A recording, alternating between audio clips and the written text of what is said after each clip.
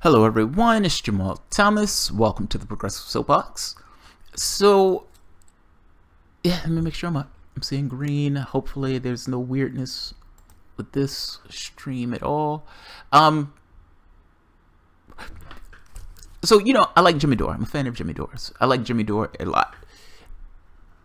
Just because I like Jimmy Dore doesn't necessarily mean Jimmy Dore doesn't necessarily do things where sometimes I wish he had a little bit more oomph in him. This is one such case. Jimmy Dore has an interview with Nomiki Konst. Everyone always says, you're saying your name wrong, you're saying your name wrong. He has a conversation with Nomiki. And in having this conversation with Nomiki, Jimmy Dore is playing the cynic slightly, but it's like a slight cynicism, which I wish it would have been a little bit more intense cynicism. A slight cynicism versus this kind of ebullient Nomi. Like, she's like, oh my god, yes, she's excited about this whole DEM-Enter thing. It's this euphoric, utopian Dementor. It's not that Jimmy Dore's interview was bad. It's not that. It's, if you're going to have somebody who's going to sheepdog lefties to this degree, there's some questions that you should ask. And whether it's Paul J. having a conversation with Nina Turner, whether it's Jimmy Dore, and to be fair to Jimmy Dore, I haven't seen the first conversation. Apparently there were two. The first one wasn't on their site. The second one was on their site. So I didn't see the first one, so fair enough. But I'm pretty sure it wasn't asked. I have questions I want asked. I'm going to show parts of this. I'm not going to show the entire thing. I'm going to show parts of this. I'm not going to show the entire thing. And I understand making videos where I'm saying somebody did a shitty job in an interview. At some point, it's going to come around and be like, Jamal, you did a shitty job in an interview. Fair enough. But if these guys are going to push hard with this idea of DEM-Enter and try to drag people into the party, there are questions, I think, that should be asked. I mean, you try to bridge this gap between people who completely distrust you for the things that took place and the hopefuls, the democratic apologists, the appeasers, the people who want to board the ship and get into the party. We want to get in this burning boat as fast as possible. We want to get in this burning boat. I don't begrudge. Fair enough. Fair enough. But if you're going to make this argument about getting people into the burning boat, shouldn't certain questions be asked? And softballing these interviews is not helping you out, man. I'm just saying, I don't know if he's intentionally softballing this interview, but I would say that from a lefty standpoint, there are some questions that I want to ask. Let's take a look at the interview. We can talk about it as we go through it. Let's see. And by the way, this video is called Signs of Revolution That's Happening Inside the Democratic Party with Nomiki Konst. Fair enough. The revolution will be televised on YouTube where we're begging Democrats to allow us partially rigged system. And by the way, on one of these things, and I'll show it in the video, Jimmy Dore is consistently getting something wrong. And he keeps saying it, and he says it over and over again. And Nomiki, I don't think she fully understood what Dore said and didn't correct him on this. But he's giving bad data on this one. Let me flip this to a better connection. We have an extender, but sometimes the extender acts up. Come on.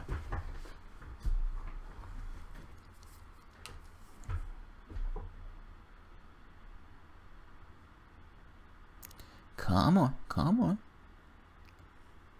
Alright, I'm seeing green, so I'm going to go with the green that I am seeing. Good. Alright, so let's flip this over to Nomiki Konst giving Jimmy Dore the euphoric argument of DEM-Enter. Actually, if I'm not mistaken, the first one, she's going to rehabilitate Donna Brazile. She's starting off, right, going for the gusto. We need to rehabilitate Donna Brazile. I think Donna Brazile is an awesome person. Let's take a watch. Let's take a look. Welcome to part 2 of our interview with Nomiki Konst, who was a progressive fighter on the Democratic Unity Commission. So do you think this is a real revolution inside the Democratic Party right now? I think that, I know you challenged Donna Brazile, but I got a text message from Donna Brazile when it was all happening, and she said, it's been cracked open, there's no turning back. And I think that's actually true. One thing I learned about Donna Brazile that you may not be aware of is that they were signing checks around her back. They weren't going to her.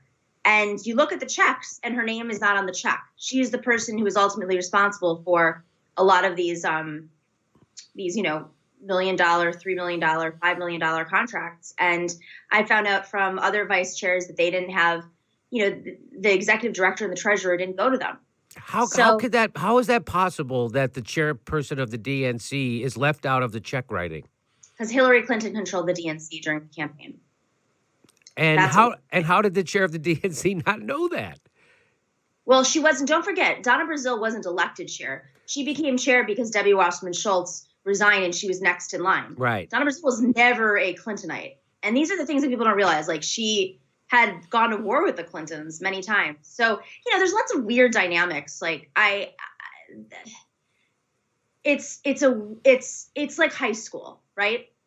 The queen bee falls and now everybody's fighting, like, who's next in line? Who do we line up with? And I think a lot of people realize that Bernie Sanders is the future of the party, and they're starting to, try to warm up to come to our side, and they're willing to trade secrets to join that side. I mean,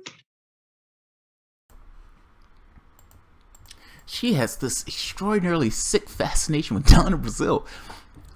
I'm not saying Donna Brazile's a bad person or anything else. I'm just saying I've seen like 3 videos where Nomi is fighting hard for the reputation of Donna Brazile.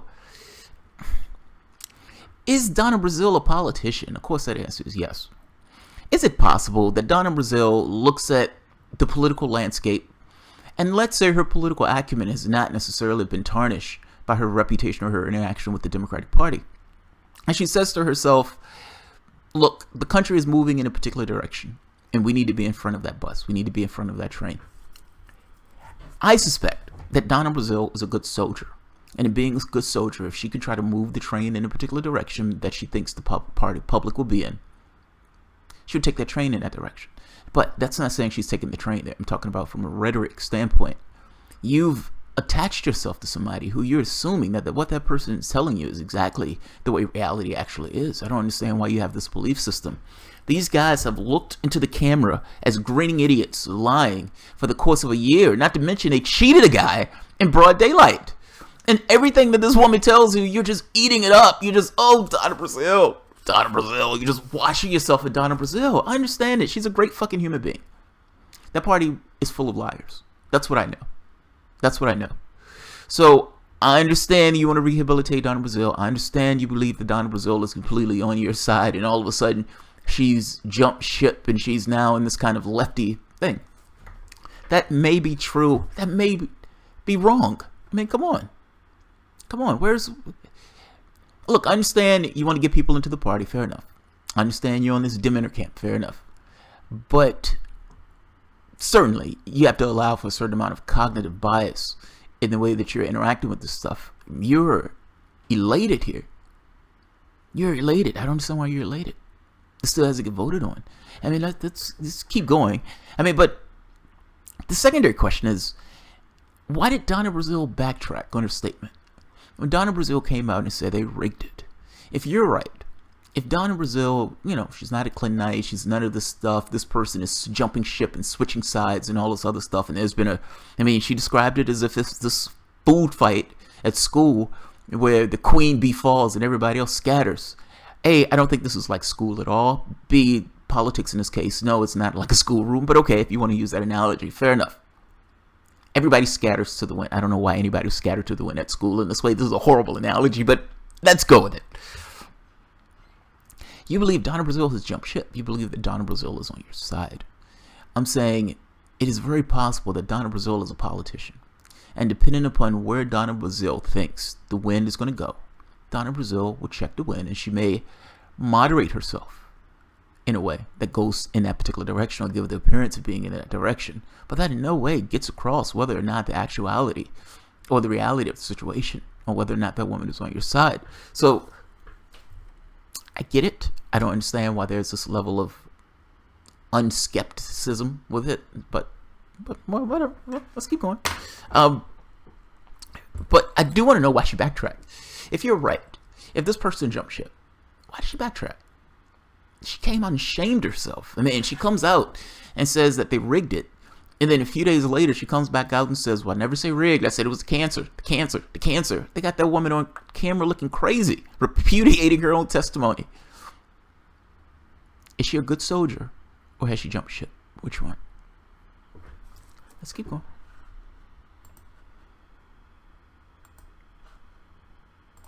That's what I'm seeing behind the scenes. I could be completely blindsided tomorrow. I wouldn't be surprised. I do think that there are still people in the DNC who are conditioned a certain way. But this is why it's really important at this stage to make sure that we keep talking about these things. We keep talking about the budget. We keep saying that superdelegates are super important, that, you know, we have to open up primaries and we have to reform the caucus process to make it more accessible. Ultimately, I think that, you know, the caucus reform and the primary reform are not actually controversial on the commission, or will be in the DNC membership body that has to vote on this. I think the budget stuff is non-controversial with the DNC membership either. Superdelegates, you know, I don't know where that's going to go. I don't know if they're going to say 60%, let's take it to 30%, because all those people are superdelegates. So here is what I'm seeing is that this has to go to the Rules Committee. Tom Perez just kicked off all the progressives from the Rules Committee. So for a unity commission to him then do that. Go ahead. I'm sorry. He didn't nominate any progressive. He didn't nominate any reformers to the commission or to the Rules and Bylaws Committee. He demoted one person, but he didn't kick off everybody. You know, there are some union members. It's a big committee. Yeah. So, okay, because I just read an article by Norman Solomon, and he was saying that there's no Bernie people on the Rules and Bylaws Committee. That's not correct? It's not accurate. Oh. I mean, there's some union people. The point was that the Rules and Bylaws, so there's 5 members of the commission that are not from our side that are on the Rules and Bylaws Committee. And I think that, you know, I respect what Norm Solomon's been doing, but I really wish he had showed up to other meetings so he could learn a little bit more about what's happening on the inside before putting the autopsy together. I have a question. The question that Jimmy Dore should have interjected there. Why does Norman Solomon have to do an autopsy anyway? I mean, why is this guy doing an autopsy for the entire DNC, for the entire Democratic Party? You would think that a party that lost to reality shows would say, oh my God, what has happened to us? And maybe we need to figure out where we've gone wrong. I suspect they already know the answer to where they've gone wrong, but at the very least, when Republicans lost and failed miserably, they at least had an autopsy. I mean, they at least talked to themselves. No, they didn't do shit from the autopsy, but they at least had it. This random guy had to do an autopsy. And I'm asking, why did the random guy have to do the autopsy if the party cared to any degree about changing? You know who don't do autopsies? People who don't give a shit about changing. They didn't want that autopsy. They didn't care about that autopsy. They wanted it to remain status quo. That's my point. You can take shots at the guy saying you should have been to more meetings. I would say that your team should have done an autopsy and not leave it up to that one random guy to do the autopsy. It's like taking shots at the guy. At the very least, he did it. At the very least, he did it. Let's keep going. I'll leave that at there. Okay. Okay. So why the reduction? So everyone's saying this. I'm not the first one.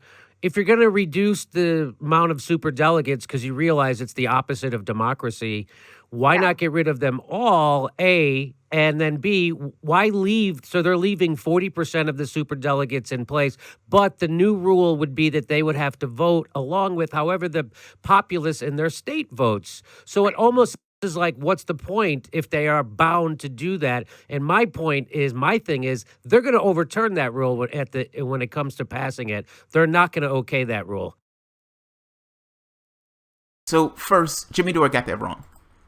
He gets that one wrong. And I don't know if she full well understood what Jimmy Dore was saying, but that's not exactly how it goes. So they decided to rig the process by 60% less. We're going to give 60% less rigging. the 60% that they're less rigging the process, those people are going to become regular delegates and they're going to be bound to their state. They're just going to be delegates. The 40% are unbound. That 40% can vote any way they want. Yes, they're saying governors and all this other stuff, but ultimately, those people are unbound. You still have the 40% rigging, if you want to call it that. And just to back this point up, this is the Unity Reform Commission itself where they had this. I watched this, so that's why I knew that Jimmy Dore didn't know what he was talking about on this one. Let's keep going. We're going to be putting up the recommendations starting on page 4.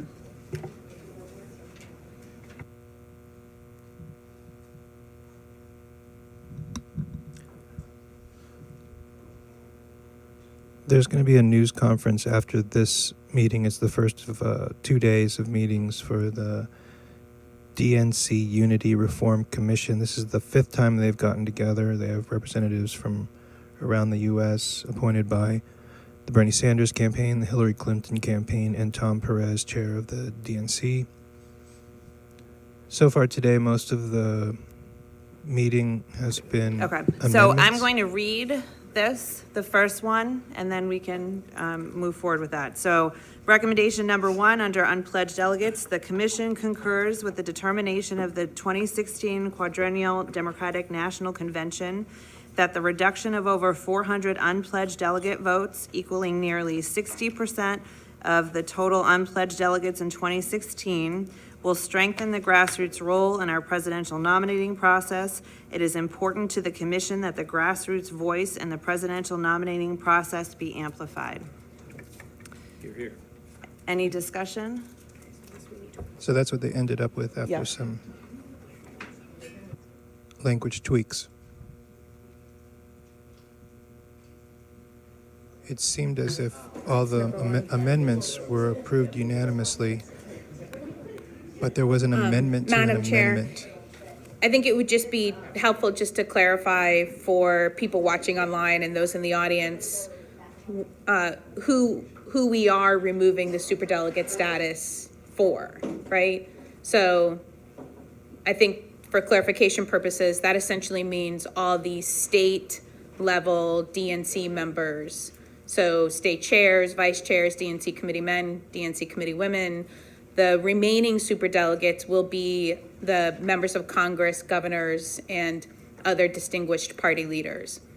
So I just want to make it clear that those are going to be the remaining superdelegates, and then all the other state level folks who were superdelegates will continue to be delegates to the convention, but their vote will be tied to how their primary or caucus votes.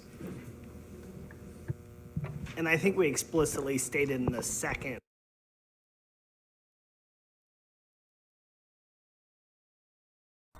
So, yeah.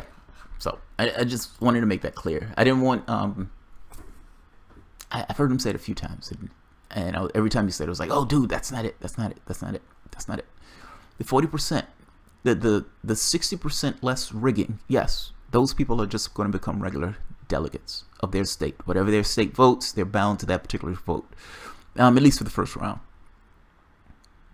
But the other 40% they're unbound. They can vote any way they want.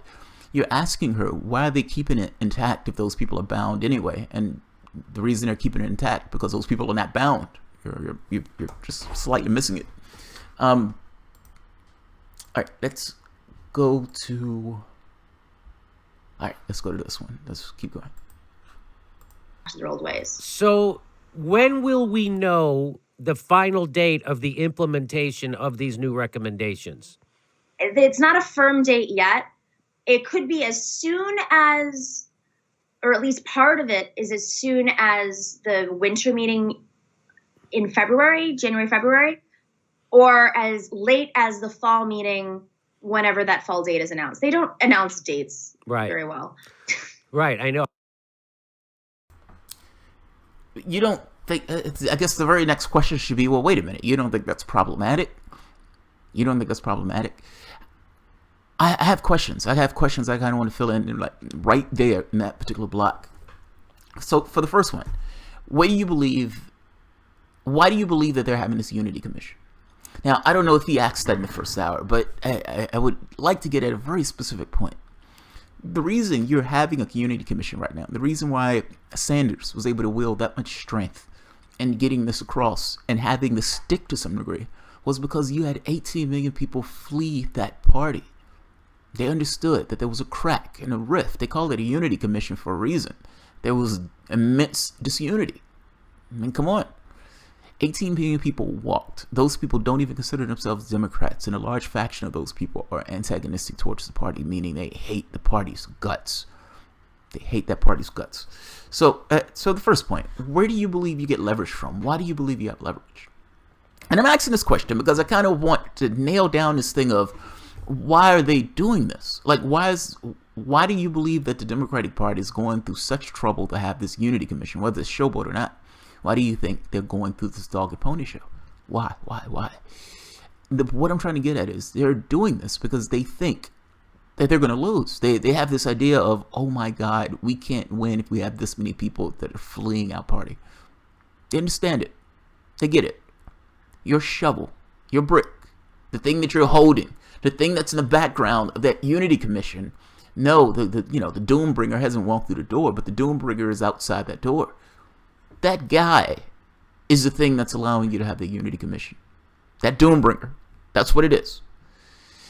If I'm right, and if that Doombringer is a thing that's, it's, so in the 40s, you could say it was the Unionists, the Communists, the Socialists. You had all these other groups pushing in regards to FDR, forcing his hand to some degree to make those concessions.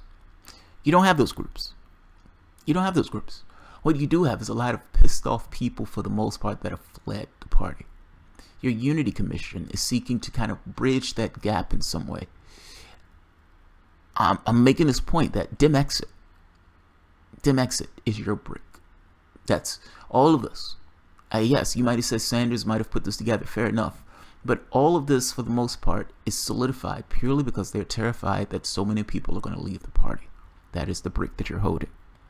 Now, if you're saying that they're putting this off indefinitely, meaning they can vote on this, what you said, in a few months, or they can vote on this in fall, just before the next elections. If I'm right, and that pressure, the tension that was there, comes from the failures, the 1,100 seats, the presidency, the House, Senate, Supreme Court, all that stuff. If all those failures created a crisis of legitimacy, creating this kind of interregnum where you have these factions vying for control of the party, what happens when they start winning? Like Virginia, gangbusters. And yes, you had a lot of lefties get office in Virginia, but ultimately that looked like people were fleeing Donald Trump. They're fleeing Trump. You won in Alabama, and yes, the guy was a pedophile, but you won in Alabama. What's the message that you believe that the Democratic Party is going to get? And if you get close to those elections before some bright person makes the decision of saying, hey, let's vote on these things. If you get close to the midterms, and you're close enough to the midterms where these guys are looking at the polls and they're saying to themselves, I think we're going to take the House. You understand your leverage goes away. Like, if all of this is from, one, a crisis of legitimacy, and two, that legitimacy being tied to some degree to so many people leaving the party and your party losing and failing to this degree, if they start winning again, and it's any random Democrat that can stand there and hold the bag and get elected, you understand it massively undercuts your leverage. When the DNC finally votes on this, if the DNC is looking at polling results saying that they're going to win the House, what do you think is going to happen when this comes up for a vote? That's a fair question. And yes, that's a long question, and maybe Jimmy Dore could put that in a punchline or something like that, but that is a fair question. Meaning, do you believe that the tension that you have right now is lessened the closer this gets to the election and the more they realize that they may win the House? Or for that matter, even the Senate. They're talking about both at this point. And I have a few questions, but I don't want to dwell on this too much. But the last question that never gets asked, what do you do if they look at you and laugh? Like, what happens if this comes up for a vote and the Unity Reform Commission is sitting there and you guys are you're beseeching the Democratic Party. You're boarding the ship in a timid and a gracious way. I beseech you, sir. Will you please accept this? And they laugh. What happens when they all laugh? What happens when they all laugh? What happens when they throw their champagne on you? What happens? And I know they're not going to have champagne. I know. I'm just making this point that what happens if all this work goes for naught and they keep superdelegates and they keep close primaries? Then what? I'm pausing on that because I want to know that answer. Are you Dem-Exit forever? That's what I want to know. Nina Turner too. Are you Dem-Enter forever? Is there no situation where you would ever consider doing something else? And if, in this very specific case, they look at all of your provisions and everything that you guys have worked for and put your hard-earned time in, and they still say no. Do you support them in their bid for getting the House at that point? And will you support the next presidential candidate, whoever that particular person is, if that person is running as a Democrat? Do you have standards? Do you have standards? And I know this is one of those questions like, how often do you beat your wife? But I don't necessarily think I'm wrong in asking this question. Where are your standards? Where's your line? And if that line is always, forever closer to the Democratic Party, regardless of what the Democratic Party does, then certainly you can understand that your credibility to this kind of goes away. I mean, it goes to zero at that point. It's like, I don't mind getting slapped every morning. I believe he has a good soul, and so I'm just going to keep working until I find that good part of him. Yeah. Let's see. Let me let them two finish. Wow. Okay. Well, Let's see. It's good to see how optimistic you are. Me, I'm still very pessimistic. I'm very down on the Democratic Party, and we'll see. I fingers crossed. What the goal is, I support the Justice Democrats. The goal is to get progressives in power so we can try to turn this country around, because right now I think we're on the verge of a real revolution. Because, when half the country is poor or low income, they don't have anything to lose. 63% of the people can't afford a $1,000 emergency. When people don't have anything to lose and they're still working their balls off, get ready for some blowback, because that's what Trump was. And so the next stage would be even worse. So it's good to see that you talk some sense into the Democratic Party. It's good to see them reform a little. I hope they reform a lot more. And I hope we can... Just to be clear, they haven't reformed at all. Zero. They haven't reformed at all. I don't know what you're talking about. Where's the reform? You're beseeching them with requests that you have. You believe that request, that formal request, that's not change, dude. That's nothing. That's nothing until it's something. That's nothing until it's actually something. And even then, please, sir, can you rig it by 60% less? Please, just 60% less. We're boarding the ship, and we're going to settle for 60% less rigging. It's like, okay. That's a revolution.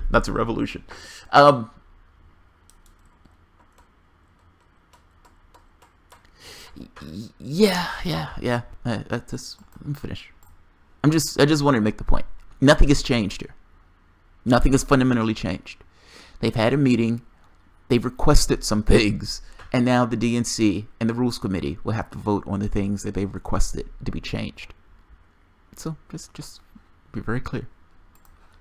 I've been telling Bernie this, it was just funny to me that he spent his whole career trying to prove to people that the two-party system was broken and that an independent is viable. And as soon as he becomes super viable and he's the most popular guy in the country, he uses all that power to prop up the two-party system. It is a mind blower to me. And I think that if he stopped doing that and decided to start a third party right now, or join the DSA or the Greens or somebody else, he could really make a difference.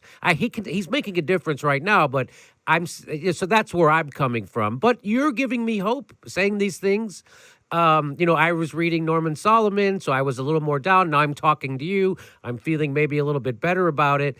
But again, we won't know until right before the 2018 midterm elections whether they adopted these things or not, whether they decided to get rid of superdelegates effectively, which is what your recommendation does. So we won't know whether they do all that stuff until maybe right before the midterms, which might be too late.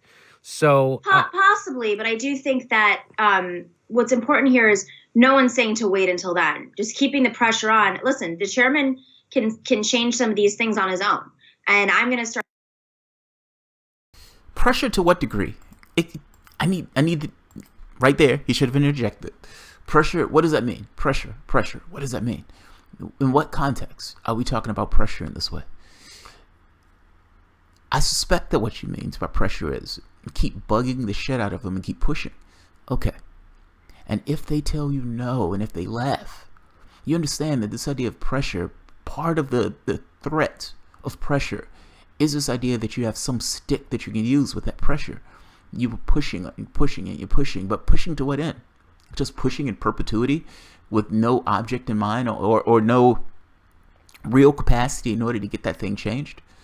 If he tells you no, if he balks, if all of them balk, if all of them laugh, uproariously laugh, are you going to keep putting pressure on?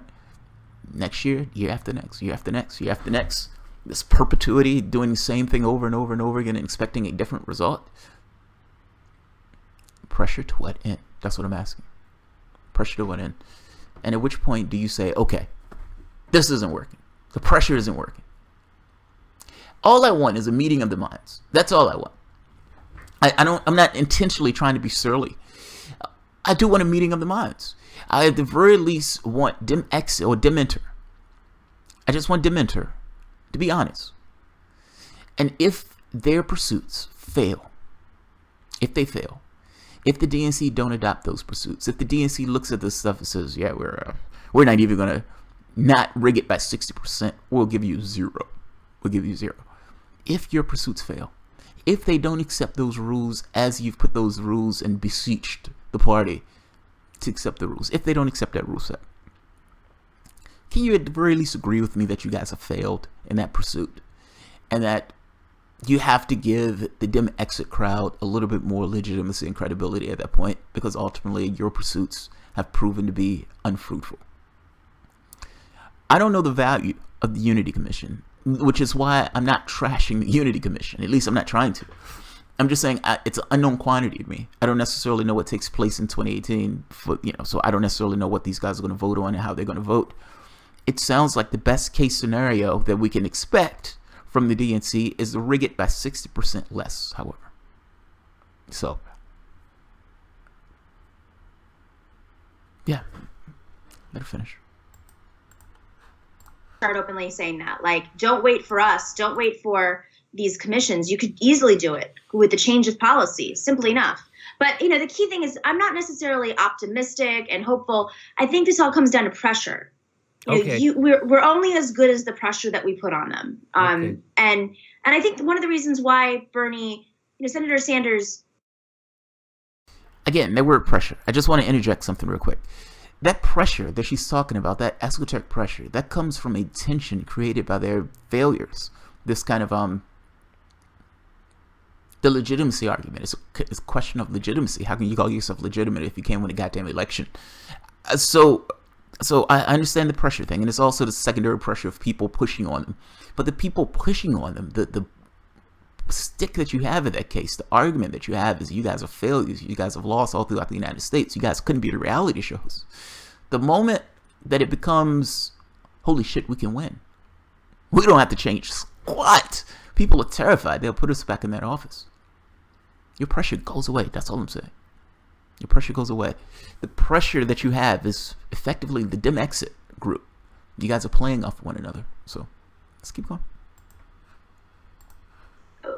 Put this commission forward, and none of us on that commission were shrinking violets. We were all very. Yes. He didn't pick the ones that were just going to let it go, right? Right. I think what was important to know is that he also has been able to measure how much the establishment has fallen since 2016 within the DNC, and how their failure and their I mean, they have $8 million on hand right now. The fact that the DNC is just this broken vessel trying to recuperate, it gives a really, it's a prime opportunity for someone like Bernie to come in and leverage that. It's all about pressure and leverage. Okay. We got to use it. We got the power. We got to use it. There's something sad, and I don't mean to pick, but it is something sad about we're going to have a revolution. We're taking over the ship. Nina Cerna organizations. Our revolution. This is our revolution. And that strong black woman is there begging the Democratic Party to cheat the process less. Why do you have to ask for a party to say, hey, can you rig it? Can you just not rig it at all? Like, it's an amazing position to me to take the position of we need to rig it by a certain factor. It's fucking amazing. It's fucking amazing. We're going to rig it by 60% less. Aren't you all happy? Aren't you all just ecstatic? Aren't you ecstatic? Yeah, man, they never ask the questions I don't want to ask. I understand that Nomi is happy. I understand she's excited. There's a movie theory. There's a movie theory that I love. It's morbid, but unfortunately it's probably more right. In the Matrix 2, Matrix Reloaded, Neo, Trinity, they're just getting out the Matrix, and their ship breaks down. The Nebuchadnezzar, I forget why, but the ship breaks down. And they're in the tunnel, they're running away, they're sentient, the robots come and get them, trying to kill them. And Neo looks at him, he puts his hands up, he's like, I can feel them. I can feel them. And he essentially has a seizure as he stops those robots. Now, here's a problem, though. Wait a minute, Neo's in the real world. What the fuck's going on? How is Neo in the real world? And why does Neo have powers in the real world? Now, he goes to the Oracle, and the Oracle explains that the power of the One extends beyond the Matrix. Now, he's believing the Oracle, which I don't necessarily know why he full-on believes her, but he does. And he misses what the other guy said. The creator, the writer of this, the architect, he said there was an issue with the One, and so we found contingency plans in order to deal with the One, and those people either go back into the Matrix or they go back into something else. It's very possible that both of those things are simulations. That his way of dealing with the One, for the most part, was a simulation inside of a simulation inside of a simulation. It's very possible that when Morpheus looks up at the sky and says, is this real? That the simulation that they were in was a victory simulation. None of it may have been real. It's very possible that what the architect was talking about is his way of dealing with the One was essentially to have a reality within a reality within a reality. It's just software. You do whatever you want. I can have instances of this one thing over and over and over again. At that point, it's just an issue of space, memory, programming, speed, etc., etc., etc. The reason why I bring that up, and that's a lot of wood to chop, she is ecstatic. And is it possible that this Unity Commission was just put here purely as a way of saying we need to shut these people up and get these people back into the party, and at the very least it gives us enough time to get this shit together for this to blow over? So yes, we'll bring this to a head. What, next year? Sometime next year? What date is it? Who knows? They don't set these dates in advance. One of the things that you guys should have demanded at that Unity Commission was to have that vote sooner rather than later. That you're not waiting up until the point of the next midterms. You don't necessarily want to give them that information where they can look at the election results, well, not the results, but look at the polling and everything else and see where they stand. The closer you get to that election, the weaker your hand gets. That's all I'm saying. At least on that point, that's all I'm saying. It is no way for her to know whether what she's perceiving as reality is in fact the reality that she perceives it to be. She is ecstatic. And I asked this question of what is your end result? Because I don't want to get to a point where, okay, they said no to everything, but I'm still part of it. At that point, you've sheepdog people into something under false pretense. And maybe false pretense is too strong. But if you're going to sheepdog, people need to know where you stand on this stuff. Is there a point where you would say, I've had enough? Or is it DEM-Enter forever? Again, that just seems like a natural question to ask. It gets at the heart of the matter. Where do you stand? All of you. Whether that's TYT, whether that's Nomi, whether that's... who's the other big Dementor? Nina Turner. And again, I love me some Nina Turner. I love Jimmy Dore. So this was not a swipe at either one of them. And I don't even dislike Nomi. I'm just saying, if you're going to have something as grand as this thing of Dementor, you should be able to answer some of the critics. Some of the questions from the critics. That was a tepid interview by Jimmy Dore. Not a bad interview, just somewhat tepid. There are questions that I want asked. Those questions weren't asked. Same thing with Paul J. That was a tepid interview with Paul J. Yes, I'm calling everybody tepid. That was a tepid interview with Paul J. Not a horrible interview, but again, there are questions that I wish would have been asked. And up to this point, nobody has asked anyone in this Dementor crowd those questions. Not that I've seen. So, all right, let's see. Oh, wow. All right. Oh, Anthony Allen. Thanks, man. I appreciate it. Thanks, dude. Wow. Okay. Bob Robertson. Free Weinstein, Occupy Palestine. What? That's funny. Gardner, I saw this interview. Jimmy pushed back a little bit, but not nearly enough. Yeah, Gardner, I agree with you. It's like the look on his face sometimes when she's talking is priceless. He's so skeptical. Like, there are times when she's saying something about the party, he's like, you know. So yeah, but it was tepid pushback. It wasn't. I just want my questions answered. That's all. I think those questions get to the heart of the matter. All this other stuff is nice. Those things you can look at the thing for. So fair enough. And I'm giving Nomi credit on kind of going after him in this way. So again, fair enough. But I am fascinated by this Dem-Enter thing, and I don't understand why they aren't more cynical about this process, considering what's taken place over the past year and a half or 2 years. Hell, over the past 20 years, 30 years, 40 years. Fucked over labor magnificently. And I understand that blacks, Hispanics, labor, all these guys are terrified of Republicans, so they vote Democrat. But you're trying to make this case that they need to change. And I don't understand why you believe that anything that has taken place on an overt way has gotten across that they've wanted to change. And it's very possible that this Unity Reform Commission is going to go the way of Simpson Bowles. I was like, what? Simpson who? Simpson who? What's that? Jimmy Dore is part of the problem, not part of the solution. Bob Ramirez. Jimmy Dore is not I don't know what the problem is. It's attacking Jimmy Dore. And then he called him Demi Dore. That's even worse. That's even worse. You're a bad man, Bob. Gardner, Nomiki has a... I keep calling him Nomiki. Nomi, I'm just going to call him Nomi. Nomi has a crush on Brazile. Yeah, she does. She makes some really absurd statements. Donna was anti-Clinton for years. I didn't know Donna Brazile was anti-Clinton. I mean, she seemed to be a Democratic functionary. I just consider her a Democrat. I know she was with Jesse Jackson. Now, whether she means that she was against Clintons because she was with Jesse Jackson, maybe that's what she means. Maybe that's what she means. Because, you know, Bill Clinton had that, what is it, that sister, quote-unquote, sister soldier moment where he told Jesse Jackson to go fuck himself. Now, he didn't say it in those terms, but all intents and purposes, that's essentially what he told Jesse Jackson.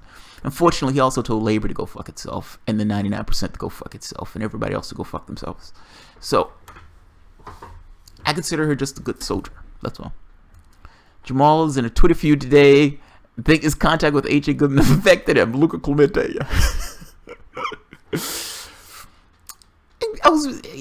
So I did this thing on Jordan. And, you know, I did multiple videos on Jordan. And I came to my conclusions based upon looking at What's-Her-Name's video. I looked at What's-Her-Name's video. I read Jordan's piece. I saw the thing on Claudia's video. I saw it was like 4 or 5 different pieces. The woman on Twitter today, she wrote this piece, this long piece in the Medium, where she just went after the guy. Now, Huffington Post calling the guy a rapist seemed way over the top. Now, you could say that Jordan was massively inappropriate at work. Fair enough. You can say he was sexually abusive at work. Fair enough. You can make that case. You can make that argument. Calling the guy a rapist is over the top. I'm sorry, it's over the top. And in that article, the person went after him in this way of saying, yes, he's massively inappropriate at work. And that part I had already agreed with her on. It's like most of the article I probably agreed with her on. It's But it was it was just everything thrown into the article. It was like, and I'm adding some of this, but you know, he's a hound dog. He hit on the woman at the restaurant when she was trying to get a cappuccino. He hits on us all the time. He hits on this woman and that woman. He was having an orgy at work. He didn't wash his hands one day. I saw him, you know, step on a bug when he walked outside. He's a mean guy, Mr. Grinch. It's like every fucking thing that the man has ever done over the course of his life has been added into this document. It's like, shit, man, this article this long. And then having to go at everybody on the left because people didn't leap to her side on this. It's fucking amazing. Everybody is sexist and racist and anti-homophobic and all this other stupid shit because, yeah, it's fucking insane. Look, just because somebody call you bitter and you're a woman, you may actually be bitter. It has nothing to do with you being a woman. It has everything to do with you being bitter at times. And same thing with this thing of hysterical. I've called men hysterical left and right because, A, I think the term is fucking hilarious. And yeah, men do sometimes be hysterical. Tom Watson, Peter Dow being the two top people on that list.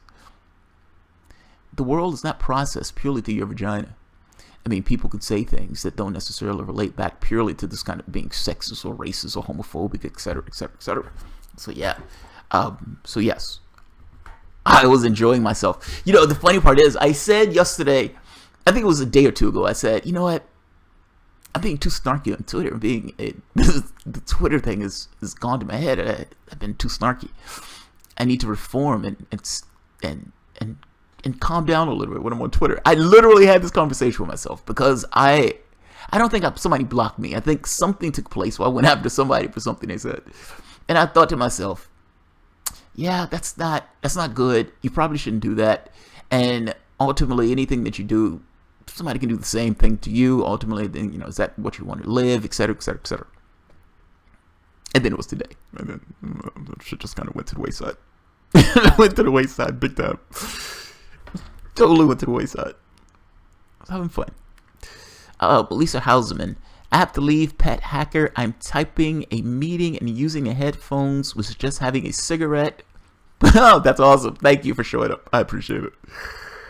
Nomiki is a Democratic tool. I don't know if she's a Democratic tool. I just need to know where her standards are. Like, this meeting could be immensely important, or this meeting could be completely trivial. There's no way to know. And then pushing this vote off into the last minute is a fail. That's an immense fail. One of the things, and I don't blame you guys for not necessarily thinking about this, but one of the things that you should have been thinking about is this meeting for naught? And how do we make sure that even if they gave us with this idea of this meeting for naught, that you put this shit on blast? Part of that would have been we would like to make sure that this thing gets a hearing first of the year as soon as possible. Not waiting for 6-8 months. None of that. No. The longer they wait, the better their hand. No, you get this done sooner rather than later. It's time for the Optimism Hour with your host, Bob Ramirez. Yes, Luca. Yeah, I know. Agreed. Young 2K15. She's elated because that's the power of becoming an insider. Oh, I love that. That's funny and true. D. Martin, when JT says fair enough, take a drink, you guys are going to be hammered if you do that. You're going to be hammered. I thought the drink word was orgy. Yeah. That's only on Jordan videos. That's only on Jordan's videos. If we're having a conversation about Jordan Chariton, yes. That's another word that I think is fucking awesome. Orgy. I don't know why. I like the word. Like hysterical. I like that word. There's certain words that I like. Surly. Again, I like the word. It's the connotation, it's the sound, all that stuff. It's fucking hilarious to me. Pangalactic. Oh, jeez. Plenthopetoria. I really like Jimmy most of the time. Me too. I like him. Even in this interview, I like him. I didn't dislike him. I just wish there were questions that Jimmy Dore would have asked. Same way I wish questions that Paula J would have asked. Love Nita Turner. I love Jimmy Dore. Love both of them. She sure is pretty copter force. Yes, she is absolutely gorgeous. Agreed. Pet hacker. Namika's a political tool. Always has been a Democratic tool. Cenk and Jimmy cover her, or he wouldn't have. Look, let's be honest. At this point, TYT has a political dog at the hunt. So these guys they've become to some degree insiders. Maybe not insiders, but damn sure in the doorway, yeah, they're gonna toe a particular line. I don't think he necessarily has to cover her. Jimmy Dore is associated with TYT, even though he's not necessarily part of TYT. Would Jimmy Dore have gone? See, I've never seen Jimmy Dore go after anybody in an interview, though. So I don't think he's treating her any differently. No, I just wish he would have asked certain questions. That's all. That's all. That's all. That's all.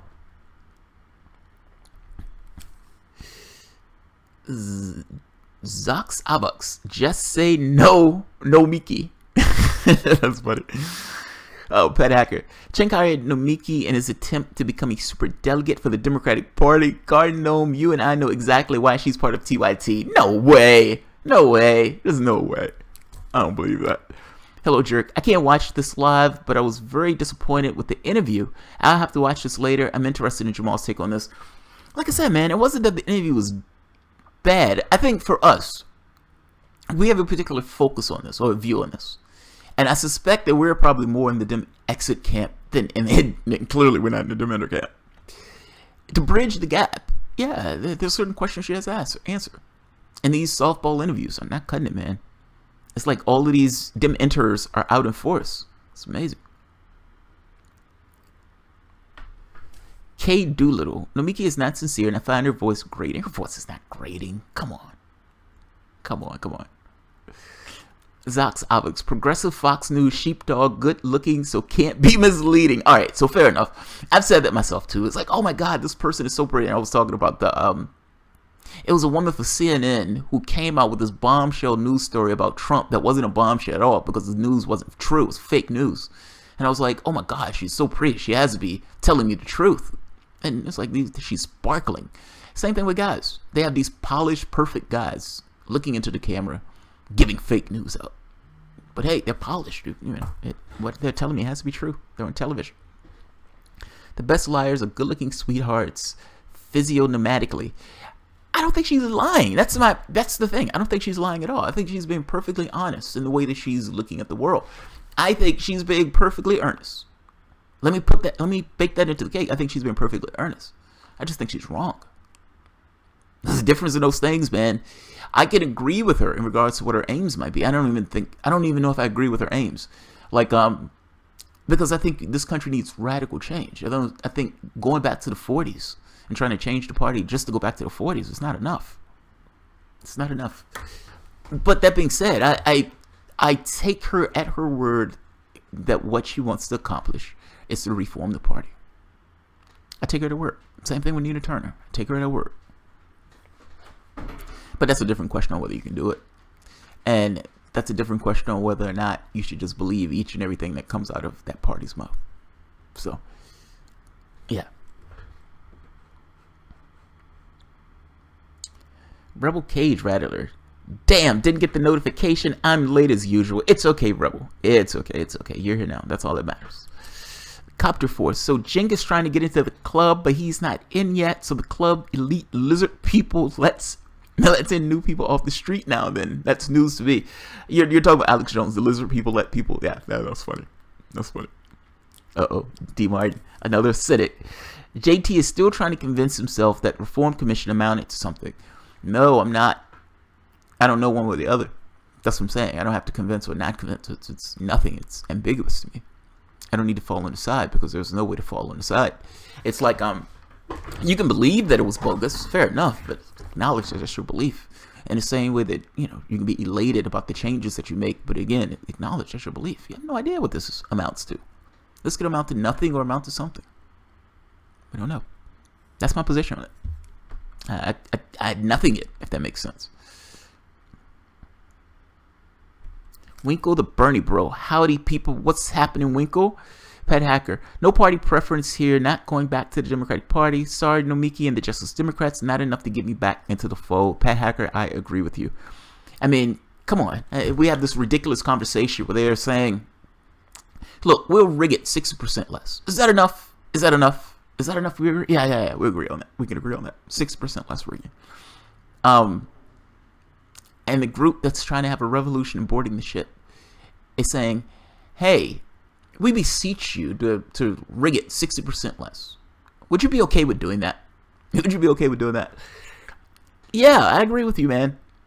I agree with you. It's like that. The very fact that we're having this conversation where you have to make this kind of, beseech multiple parties of the DNC to rig the process less. It's just amazing to me. You cheated a fucking candidate.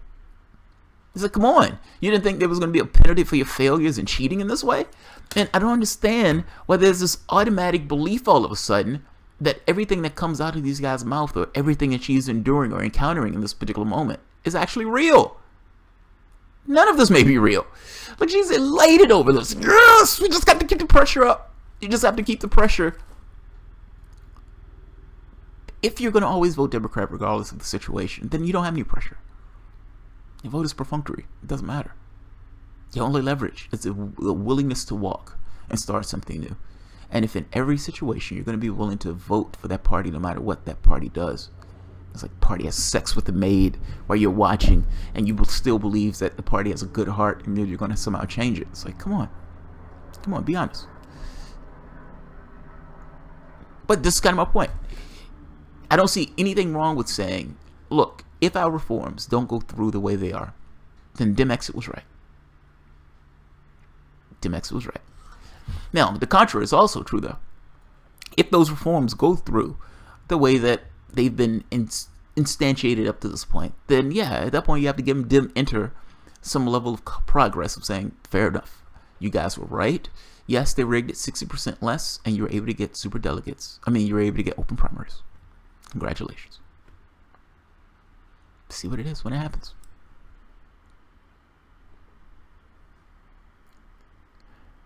Let's see.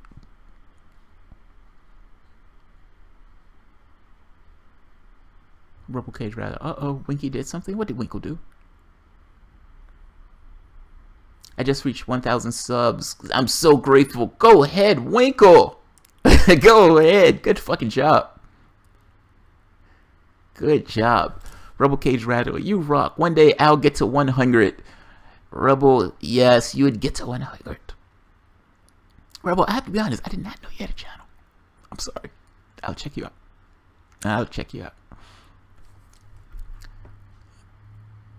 Let's see.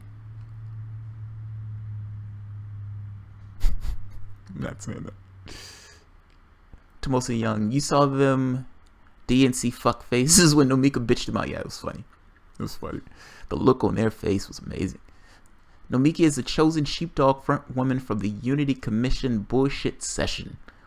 She does seem to be all over the place trying to sheepdog people into the party. This kind of evangelical, what is it? Sheepdog evangelist or something. Yeah. God gnome. The whole line she's pushing about superdelegates is bullshit. Actually, under the reforms, real power is transferred back to the delegates at the party's whim, basically. 40% of those superdelegates are still, they can vote for anybody they want.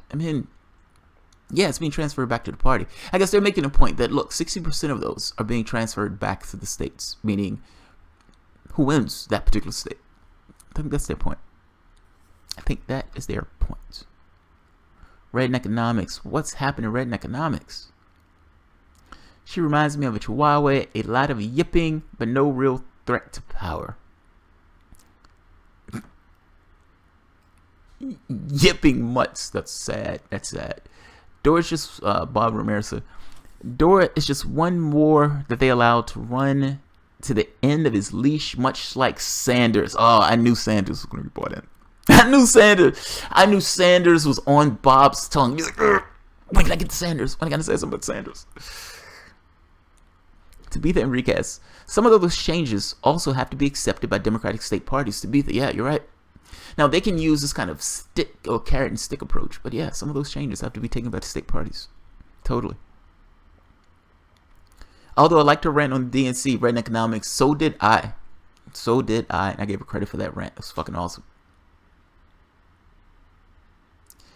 I think Jimmy was giving her rope. He seemed properly skeptical of her premise. Maybe I missed something, but that's how it played for me. Dale Chomsky, yeah, he did. I don't want to say he did. I'm not going to say he didn't. He did. Like I said, the look on his face when she was answering some of those questions was priceless. Yeah, he was skeptical. I just had different questions. That's all. I just would have had. There were certain questions that I just wish they would have asked. Captain Obvious. I don't think Nomiki is an enemy, but at the same time, I'm not buying her optimism either. Captain Obvious agreed. Yeah, she's not. Like I said, I take her as being earnest. I don't necessarily think she's an enemy or anything else. I think a lot of these people can be bent a particular way if there's a certain politics in order. Like, I suspect that most of the people on the left, these Dementors and these Dem exits, would agree on a lot of the same policies. Like, if you pull those policies out, I suspect we'd be further to the left, but I suspect that getting there, for the most part, we'd agree. So no, I don't think her as an enemy or anything else. Slightly misguided, but I suspect she probably thinks of me in the same way. She doesn't know I exist, but if she didn't know I exist, yeah, she would probably think of me in the same way. So we will see what takes place in the coming months with regards to the Unity Commission. I'm just curious that if their hopes are dashed, I mean, if the bully sits on their sandwich and throws it in the garbage can and ripped up your playing card, what do you do? What do you do? And that's what I'm curious about. It's like, we're going to put all this pressure, but ultimately we're still going to vote Democrat. Like, okay, that's a lot of pressure. That's a lot of pressure.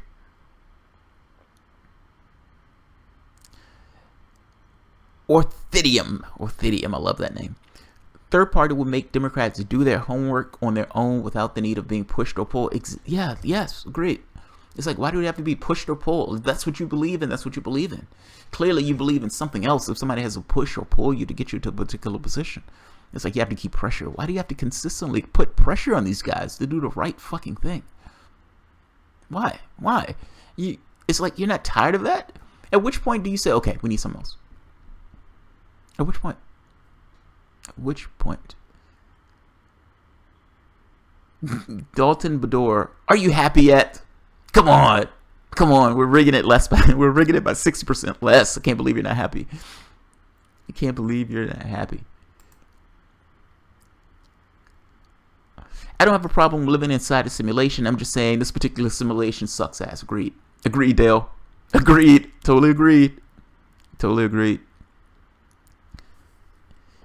Dalton Bador, yeah, this is just a corporatist just trying to give as little as possible. Also agreed. Cloud Illusion, I love Jamal. He has the same mindset as me. Yeah, on this one, yeah. Thank you. I appreciate it. Lewis Bay, okay. Say it does. Now respond to my first point. The People's Constitution gave us a republic and not a democracy. Yeah, you're right. It's a republic. It's not a democracy. No, that's true. It's a flat fact. Jacqueline Thompson, Red Economics already 420ing here. Nice! You do your thing, Jacqueline. Politicor, if you have to put pressure on them, they are not on your side. Yes. Agreed. Their own, and until that changes, the pressure is our reality. The pressure is the capacity of being able to walk. You don't have other movements. You don't have any other parties. Your pressure in this is the capacity of being able to walk and meaning it. This looks like a person who's perfectly willing to vote for Democrat regardless of the situation, regardless of what they do. And this is kind of my point. It would build a certain amount of credibility if all of these groups, or all these Dem-Enter groups, came to some conclusion of, okay, we need to do something different. If you are trying to change that party, change that party overnight, all of you agreeing to do something different. They wouldn't have a choice but to change or to die. Put it this way, I think Dementors are perpetuating failure. That's what I mean.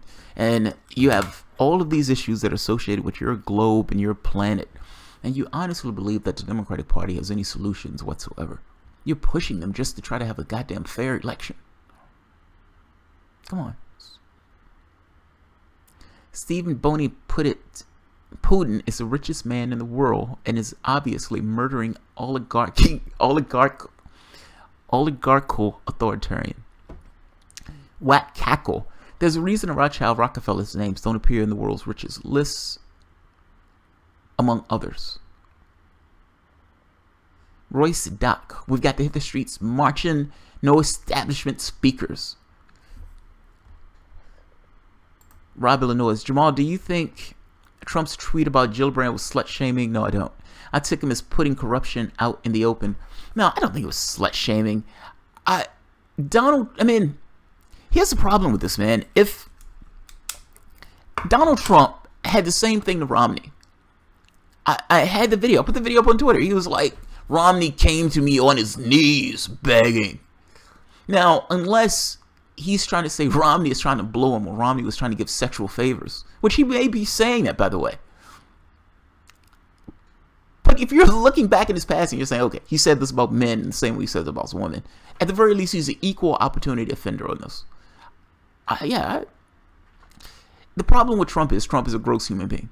And because Trump is a gross human being, everything that gets done by Trump is put through that lens of Trump being a gross human being. So if he tries to ban, people from coming into the country, oh my God, Trump is racist. Well, Trump just so happens to be racist. Yes, he is. Is his being racist the thing that made that particular policy? It's kind of the problem with being racist and sexist. So yeah. But no, I don't necessarily think that was sexist. Unless, again, it was sexist when he said it to Romney. I think it's a legitimate debate to have when an institution is failing the Democratic Party, whether the solution is to try to reform it or replace it. Copter force, I agree. That should be a debate. That shouldn't be a softball interview. That should be a debate. That should be a full-on debate. Has anyone ever noticed that you never see Jamal and Alex Jones at the same time? You think Alex Jones becomes a rational human being that night and comes on my show? Is that what takes place? He's a raging fucking maniac in other times. Trudy, well, walking first and make them win us back by nominating a real progressive in a pressure that means something. Yes, Trudy, I agree. Cop to force. It's a legit argument to have, and when people disagree, they frequently call each other sellouts, and it's not constructive. Agreed. I don't think I called her a sellout. But yeah, that's true, by the way. I don't think I called her a sellout. I think I've probably used the term misguided. I think I've probably used the term Democratic apologists. All those things. But I use those terms because those things are it's almost like it explains what's taking place. You had a party that did some really nasty, disgusting things. And you have certain people who are apologizing for the party and not just apologizing. They're trying to board a burning boat. So yeah, I don't necessarily think it's crazy to say apologists or Democratic appeaser. I like appeaser for some reason. Sellout feels a little too strong to me, and it presupposes their intentions. I don't necessarily think her intentions are bad. I just disagree with her. It's kind of a difference. Justin B. Yes, Jamal, I too made the Jimmy Dore and Nomiki Sheepdog connection after seeing your oh God, what is that guy's name? Your Tom Nina piece. DNC is having their shills make the rounds. I don't think what's his name is a shill for the DNC though. Paul J. I don't think Paul J is a shill. I think Paul J just either didn't think of that question or he didn't think of the question from this perspective. Let me say it that way. It's very possible they didn't see the question from this perspective. They're looking at this question from this purely political standpoint of, well, hey, are you going to get XYZ and bridge the gap? The very act that you're having the conversation in that way means that you're on the outside looking into that thing, meaning there's no capacity for you to ever really understand the thing that you're trying to observe. So it's very possible that oh, you mean Tom Hartman. I thought you were talking about Paul J. But either way, in both cases, it's very possible that they just didn't think of the question because from their standpoint, the question doesn't necessarily arise naturally. It arises naturally to me because I would imagine it arises naturally to a lot of my audience also. People look at this immensely skeptically. And these softball interviews, it's just not cutting it. Political, Paul J certainly isn't helping. I like Paul J. He just gave a softball interview. And keep in mind, Nina Turner is on his network, so you know, it's like how tough of an interview are you going to give in this way? Trump is simply a reflection of the culture. Yes, agreed. Not possible to understand his political existence without a very clear analysis of the past 40 years. Dale Chomsky agreed. I would even say 400. Yeah, thank you, Michael Stapleton. 400. You beat me to it. I was like, yeah, not 40. You're talking about the, entirety of this country. Copter B, good on you, Jamal, for calling these interviews out for Sheepdog, and they are. I don't see myself as calling them out. I see myself as saying, I want to answer to the question, if that makes sense. This is purely self-interest, or this is purely selfish. The questions that I brought up early on, I want to answer those questions. What is the extent that all of these Dementors are willing to go? Is there a limit to the DEM-Enter thing, or is it DEM-Enter forever? And beyond that, if you agree that pressure is exerted in two ways, this kind of direct bitching and yelling at the people, but for the most part, the bitching and yelling only has any kind of real force if there's a tension created by their failures and by the fact that all of these people are willing to walk. If you know that, if that's true, which it is true, Nomi used the argument herself when she was having this conversation, talking about they failed to Donald Trump and all these people walked. If that's true, which it is, then your pressure releases the more the Democrats win. Meaning, if they're just status quo people in those slots when that election come around, and if the polling is showing that the Democratic Party will likely take the House and maybe even the Senate, your pressure evaporates. There is no tension. The public, for the most part, has just showed them that fear will be enough of a reason for those people to vote Democrat again, going back through the process of failure, and then back to a Republican, and then back to a Democrat again. And around it goes. Around and around it goes. So, I have questions. I don't like these softball interviews. At least not for Dementors.